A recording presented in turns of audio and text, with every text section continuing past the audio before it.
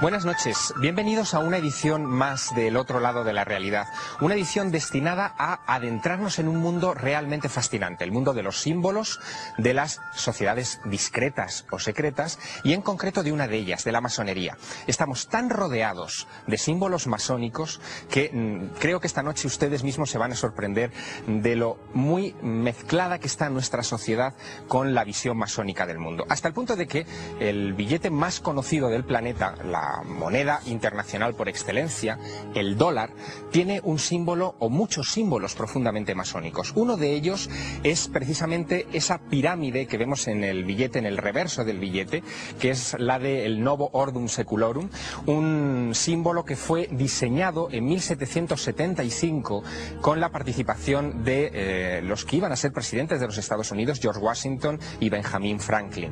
Ambos eran masones y en el caso, además de este símbolo, reflejaron una pirámide de 13 escalones con un ojo en la parte superior, que era el símbolo, o ha sido el símbolo durante mucho tiempo, del gran arquitecto del universo, digamos, el origen y el destino de la masonería.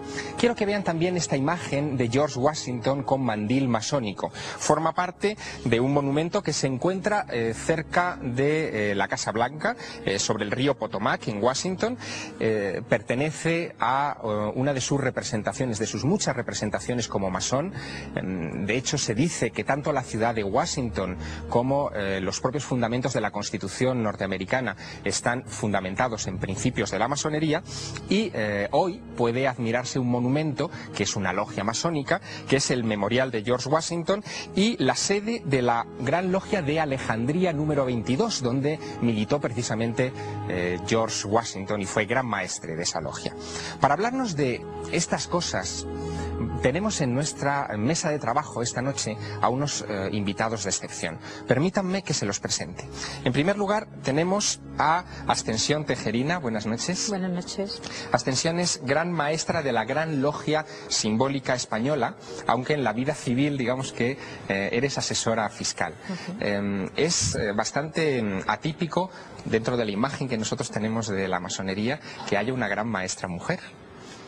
Pues sí, en España es bastante atípico. De momento soy la única que hay, aunque en otros países sí hay grandes maestras que son mujeres, sobre todo en la masonería femenina, que evidentemente tienen que ser mujeres.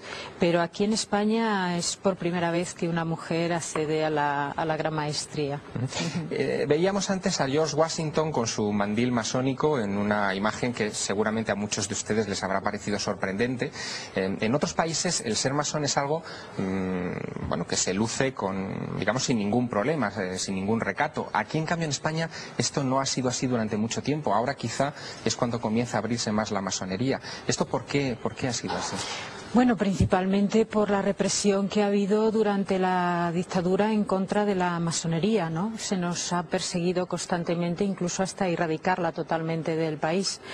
Entonces, la diferencia está que en esas otras países donde hay una democracia consolidada, pues la masonería está como una organización más, ocupando su espacio en la sociedad. Sin embargo, en España, pues no fue así por esa represión del franquismo contra nosotros. Y después, en todo este tiempo que ya llevamos trabajando, pues hubo unos principios muy duros donde decir que eras masón todavía tenía unas connotaciones muy negativas que hacía que muchos no pudiesen decirlo. Hoy sí, eso ya está cambiando. Está cambiando afortunadamente, sí. Claro. Tenemos también en nuestra mesa de trabajo a Javier Otaola. Javier es licenciado en Derecho, masón desde 1979 y autor de este libro, La metáfora masónica. Javier, has sido además ex gran maestro, bueno, eres ex gran maestro de la Gran Logia Simbólica Española, el maestro que precedió precisamente a Ascensión Tejerina, porque esto se hace por elección, es decir, podríamos de alguna manera asociar casi incluso los fundamentos de la democracia con la masonería, ¿no? En muchos aspectos.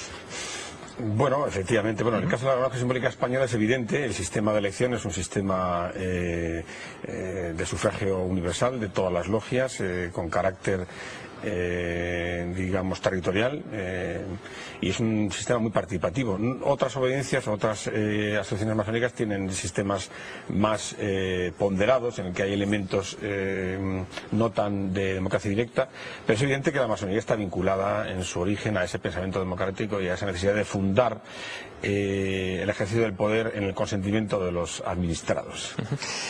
Quiero de todas maneras que ustedes viajen con nosotros a los orígenes de la masonería. La masonería está llena de misterios que hay que buscarlos en la época de la construcción de las catedrales, incluso en el Antiguo Egipto, en la época de construcción de las pirámides. Todo esto dota a la masonería de un entorno muy sugerente.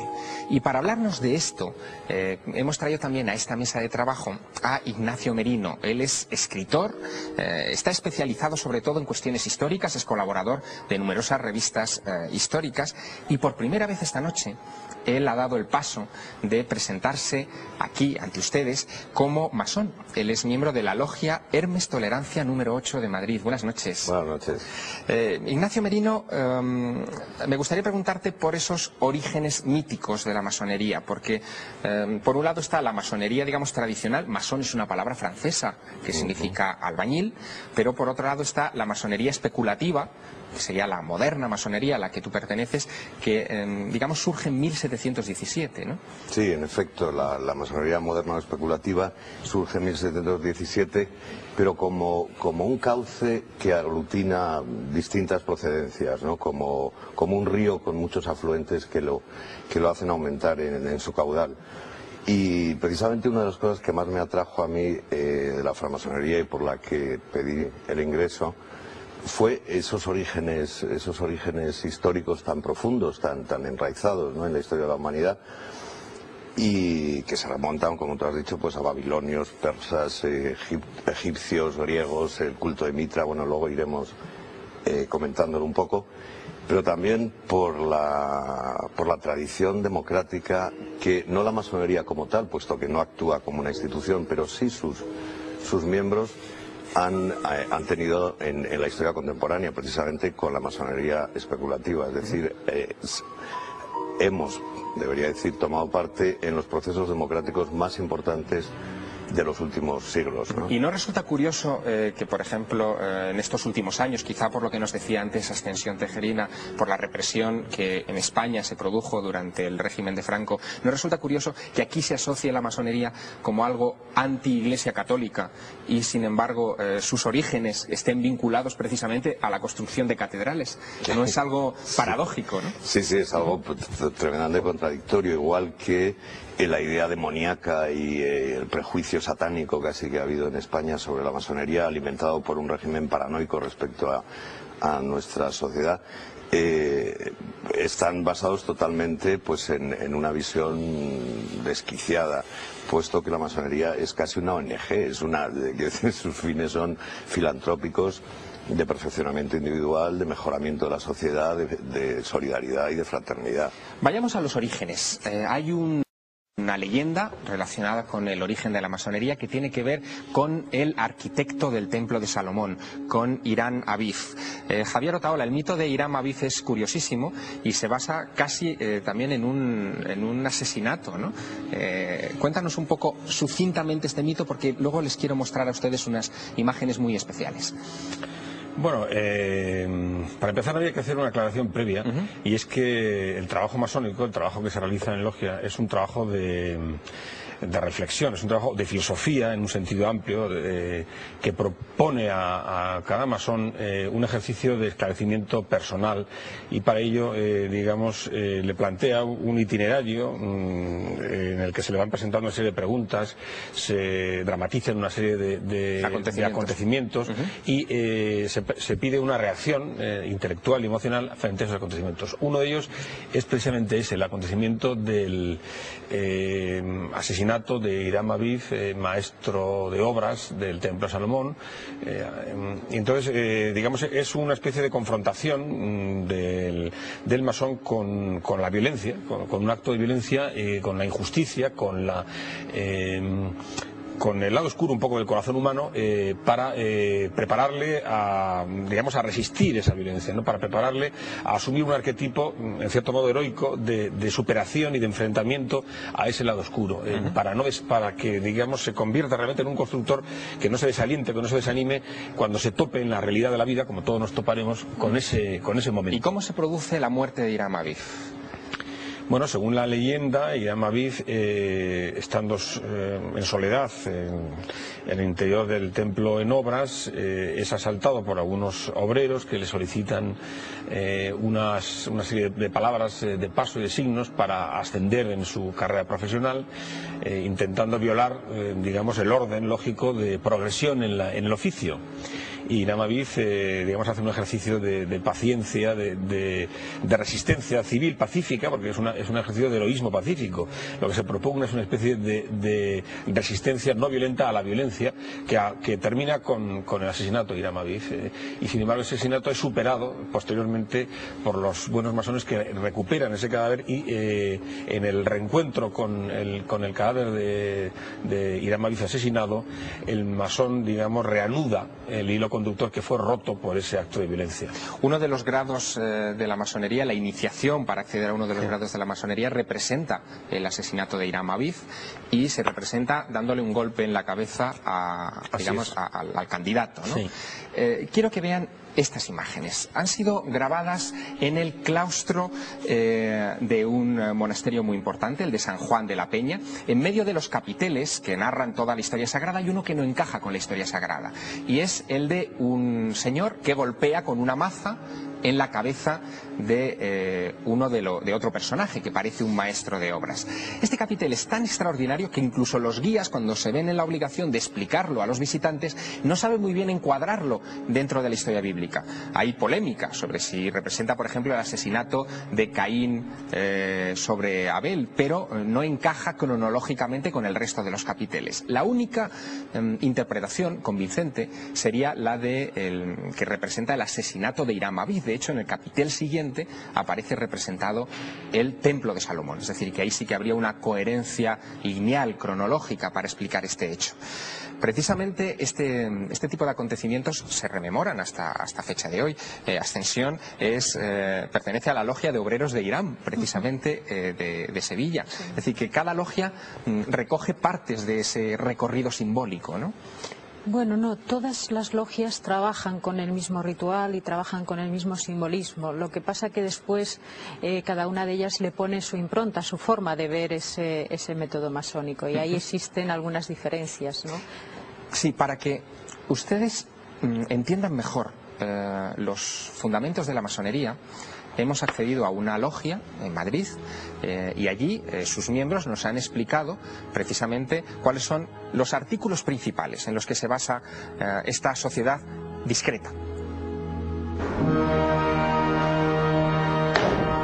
Hermanos, seguidme.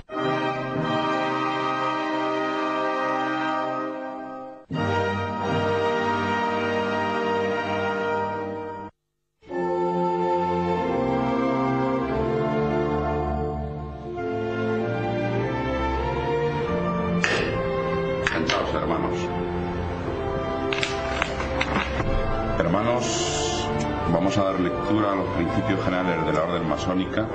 Artículo primero. La francmasonería, institución esencialmente filantrópica, filosófica y progresiva, tiene por objeto la búsqueda de la verdad, el estudio de la ética, y tiene por divisa libertad, igualdad y fraternidad. Artículo segundo. La francmasonería tiene como deber extender hacia todos los componentes de la humanidad los lazos fraternales que unen a los francmasones esparcidos por toda la superficie de la Tierra. Artículo tercero.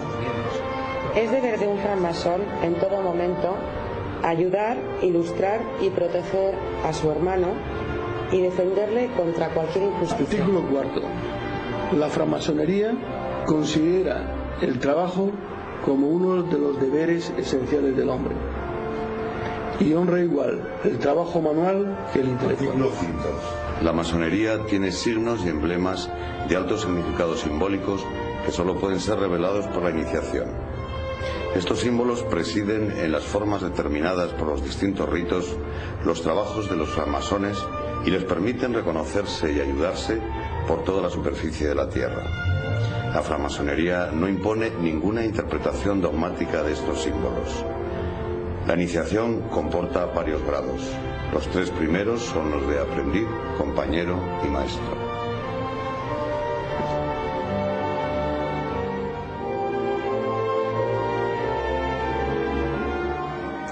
El complejo y rico universo de los símbolos masónicos será objeto de nuestros siguientes minutos, dentro de unos instantes, después de la publicidad.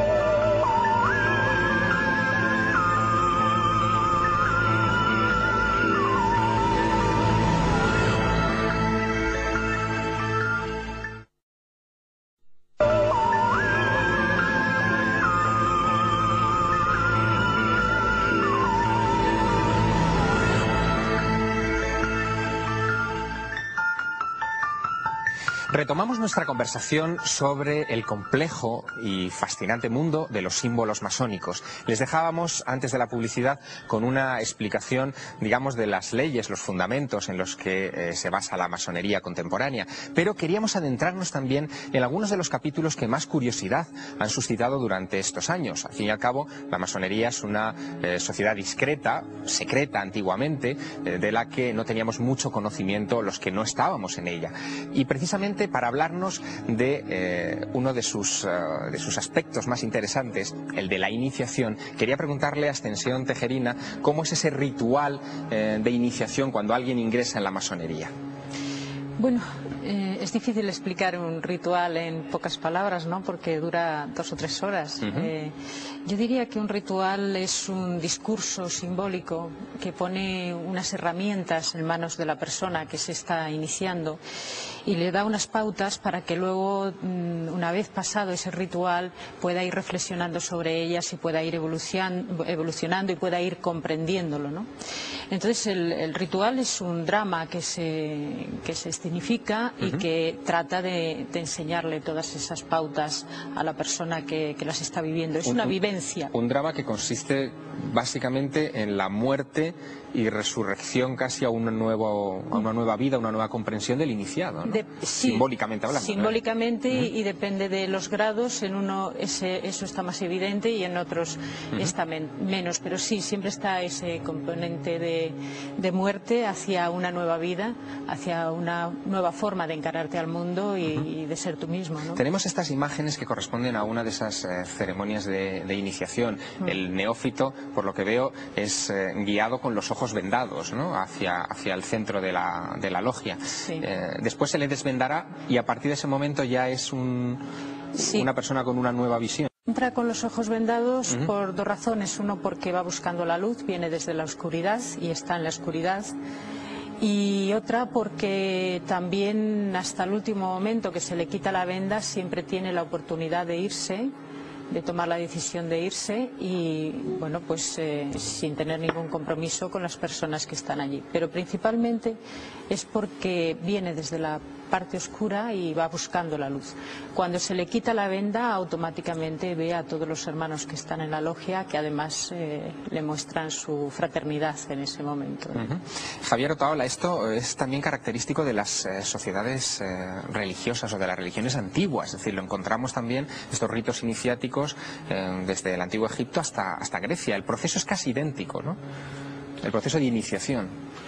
Hombre, no soy experto en todos los rituales de sociedades mistéricas y de religiones, pero sí, en realidad la experiencia iniciática es una experiencia muy humana, que se manifiesta toda vida vivida con un ojo alerta, con una conciencia despierta, es en realidad un proceso iniciático. Iniciación no es ningún acontecimiento mágico o sacramental, sino que es toda aquella experiencia, conocimiento, encuentro, en realidad que tiene tiene capacidad para transformarnos, que nos hace distintos a como éramos antes de pasar por ese trance, ¿no? Entonces la vida está llena digamos, de iniciaciones espontáneas, el descubrimiento de la sexualidad en la adolescencia, el primer trabajo, la enfermedad o la muerte de una persona querida, el encuentro con la belleza. Fíjate, perdona, sí, Javier, que esta iniciación es ritual y por lo tanto obedece a unos parámetros fijos generalmente. Lo que cambia es la experiencia subjetiva, claro, del iniciado. Y efectivamente en la masonería recogemos algunos aspectos de iniciación muy antiguos, ¿no? En el Eleusis, por ejemplo, todos los ritos mistéricos ya se hacían cosas muy parecidas, se despojaban de los metales los que se iniciaban, que es algo que se sigue haciendo en masonería, por ejemplo, o entre los gnósticos, todos los 3 grados de purificación, perfección, iluminación. Fíjate, hay otra cosa muy curiosa, las logias, como vemos aquí en estas imágenes, los techos de las logias suelen estar pintados de azul con estrellas, que es igual que sucede en los templos egipcios, que por cierto tú visitaste Egipto hace poco y lo pudiste comprobarlo, ¿no? Efectivamente, y los de Mitra, por ejemplo, los templos del mitraísmo pues tienen la misma construcción que los masónicos, es una bóveda celeste orientada hacia oriente. Y pues también ha recogido la masonería este diseño, digamos, para su...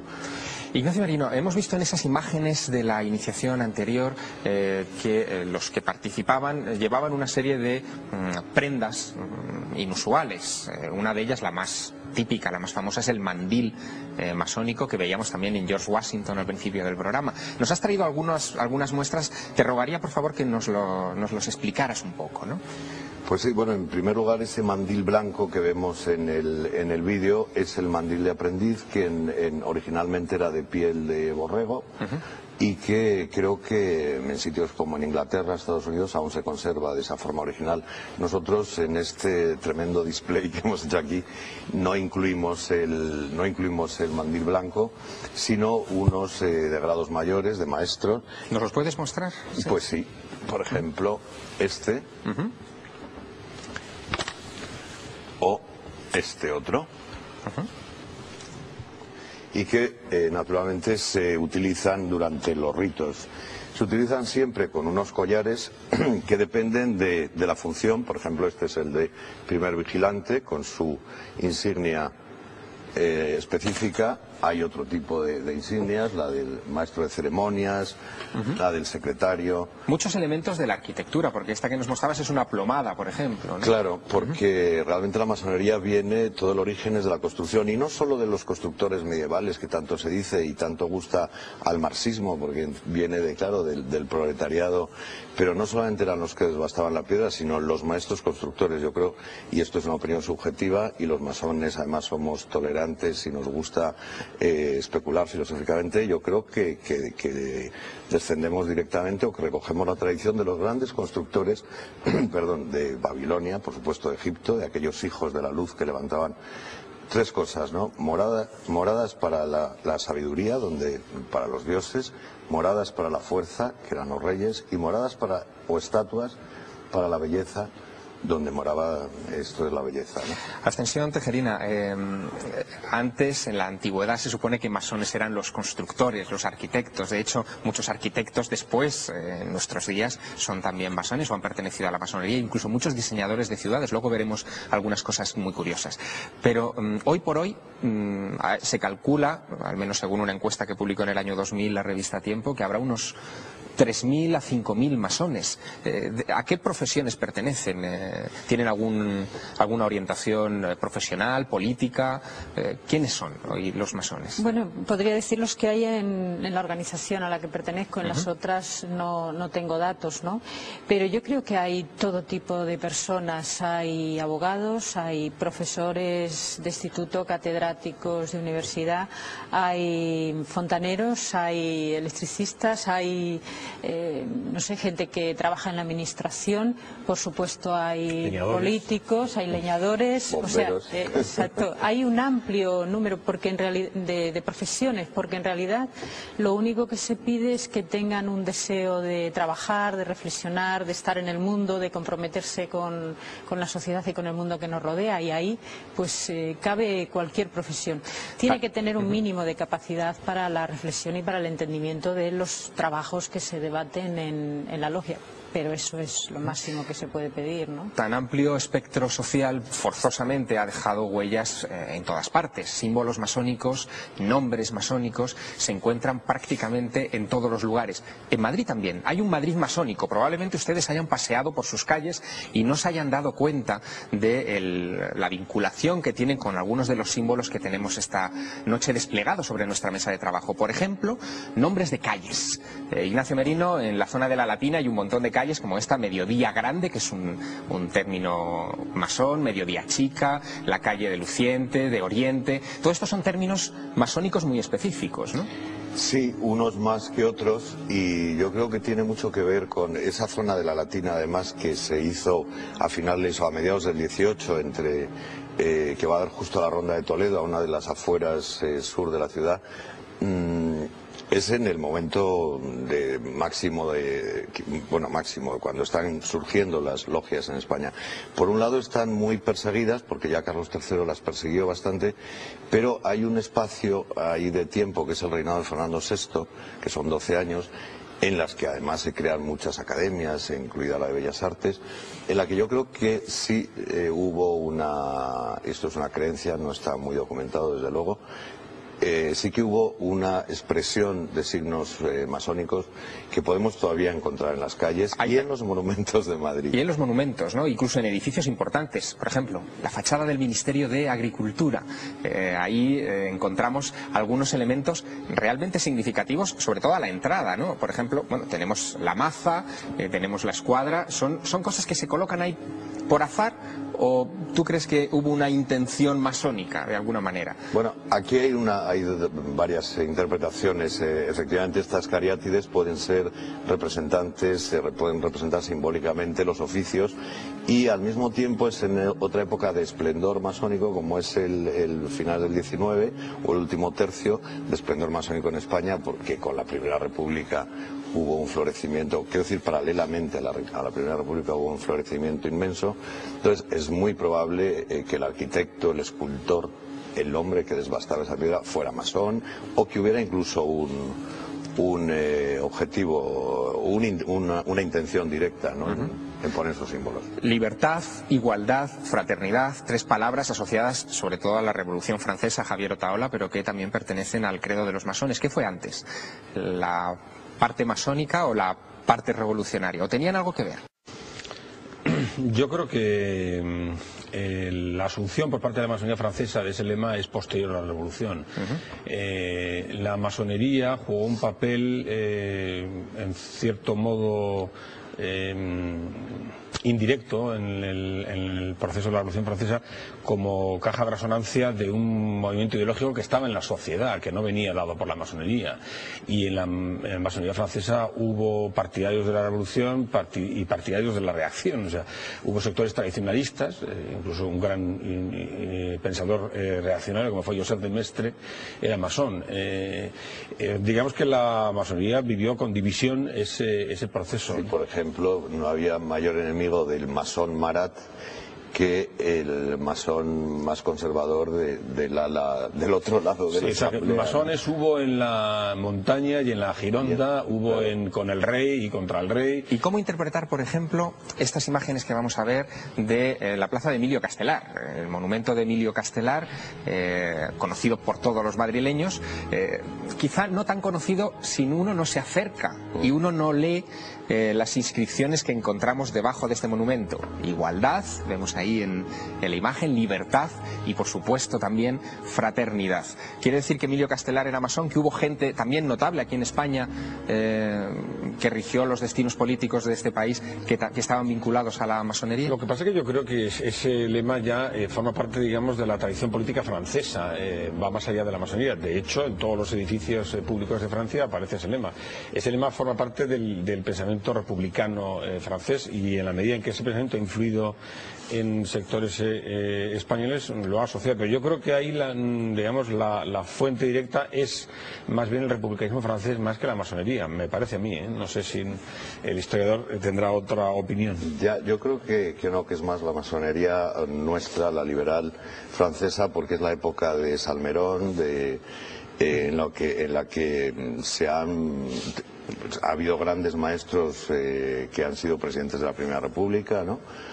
Y entonces el lema forma parte de su filosofía vital, y aparece en los monumentos funerarios o vitales, en fin, que se hacen en que es extraordinario, de una belleza tremenda, desde Benlliure, ¿no?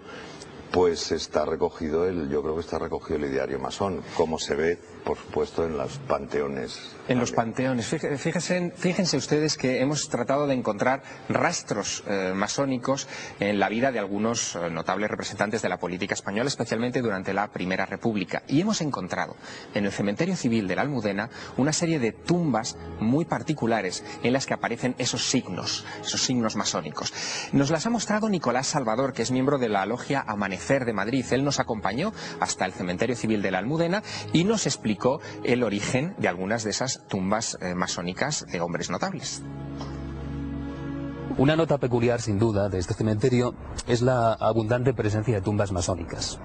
¿Qué son tumbas masónicas? Lógicamente tumbas en los que están enterrados cuerpos de masones. Su importancia radica precisamente en que aparecen símbolos propios de la masonería.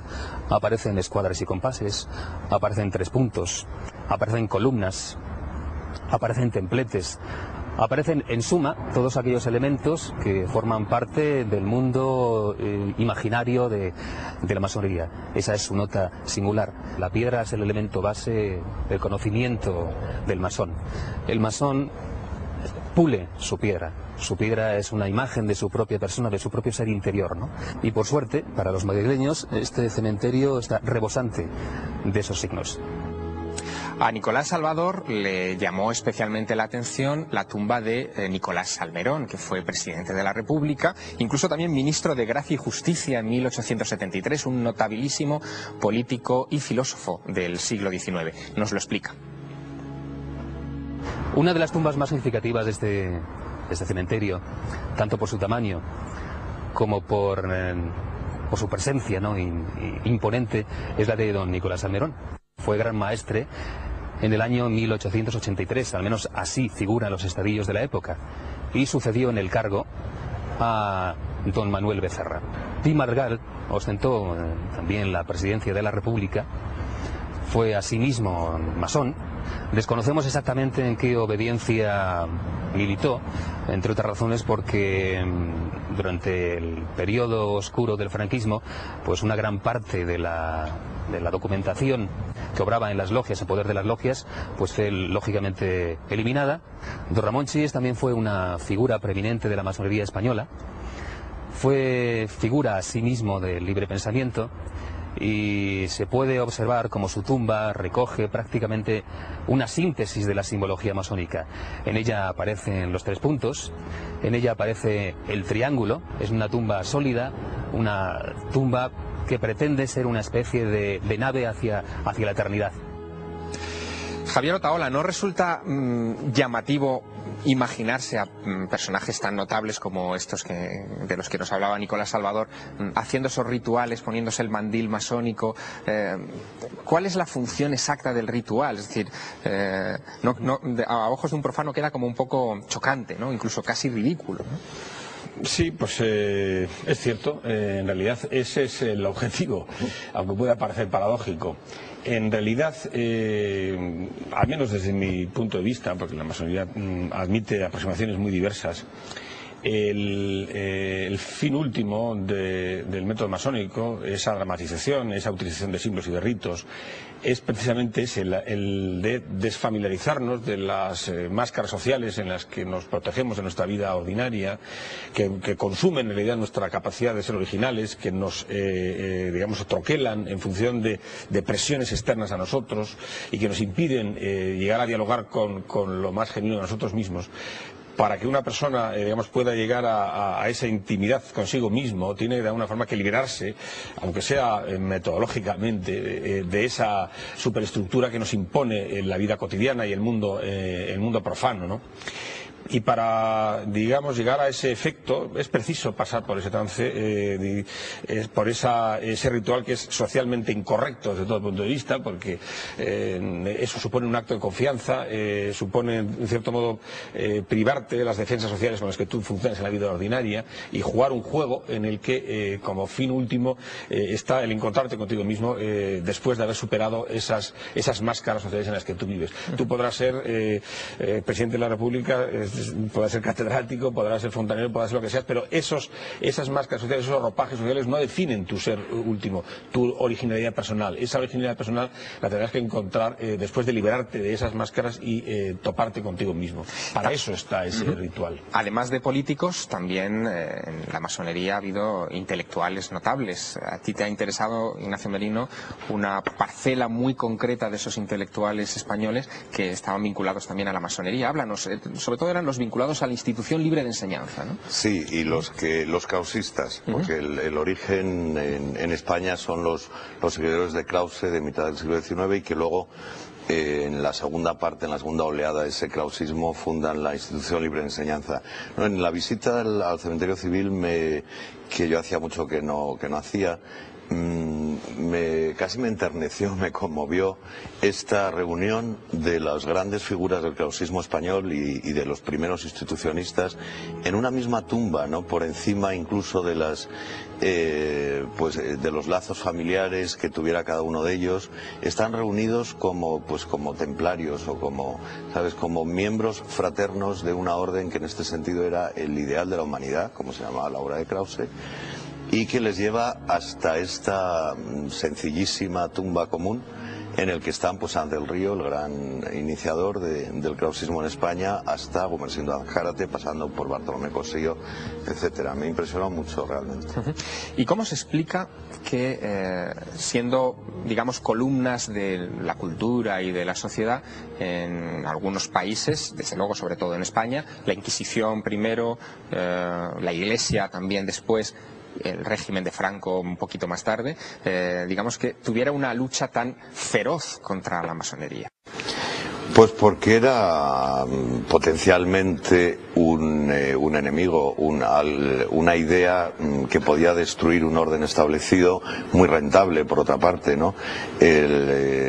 Para la Iglesia era una especie de organización paralela que ponía en entredicho ciertos dogmas, ¿no? Aunque en muchos casos había masonerías absolutamente deístas, teístas y hasta católicas, ¿no? Quiero decir, como miembros por lo menos.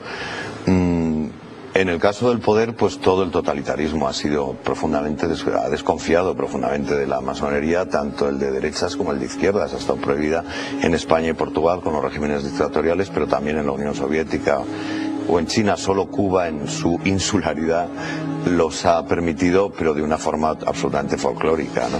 En nuestro... sí, adelante. Yo pienso que es normal. Si la masonería es una organización que trata de construir al individuo diciendo que tiene que pensar por sí mismo, que tiene que ser una persona libre, que tiene que reflexionar y tomar sus propias decisiones de cualquier cosa, a cualquier régimen y sobre todo a un régimen totalitario, no le interesa este tipo de personas fomentando estas ideas, porque ellos lo que quieren es lo contrario, que la gente no piense y se deje dirigir por ellos. Entonces casi que es normal que haya una persecución de este tipo de organización, pero como ha dicho, por las dos tendencias. Claro, es una escuela de libertad, de responsabilidad y de igualdad, porque cuando decíais lo del presidente de la República, hay una anécdota que dice, le pide a otro, Salmerón, que vaya a acompañarle, y dice, ven a mi tenida porque hoy el venerable nuestro es el jardinero de un compañero mío y es espléndido. Fijaos que en nuestro proceso de documentación para este programa hablamos con un sacerdote jesuita, con Pedro Álvarez, que ha escrito y ha documentado mucho el proceso entre la Iglesia y la masonería. Le preguntábamos dónde empiezan los problemas entre ambas instituciones. ¿Cuándo empiezan? El problema vino cuando fue evolucionando la masonería en el siglo XVII y a comienzos del siglo XVIII se estableció la masonería moderna que dictaminaba que los masones eran hombres de buenas costumbres y que habían nacido para unirse al margen de las diferencias políticas y religiosas. Ahí es cuando empezó a surgir el primer problema de la Iglesia con la masonería. Por razones políticas, porque mantenían un secreto derivado de su carácter esotérico, la masonería vio mal la Iglesia Católica vio mal a la masonería, al igual que lo veían otros países, tanto de índole católica como protestante, que prohibieron la presencia de masones en sus terrenos en razón del secreto. Pero además la Iglesia Católica añadió una segunda razón, y era la de tolerancia religiosa, una razón más de carácter teológico.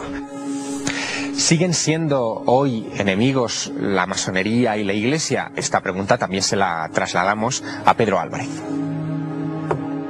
No se debe hablar en términos de enemistad entre ambas instituciones.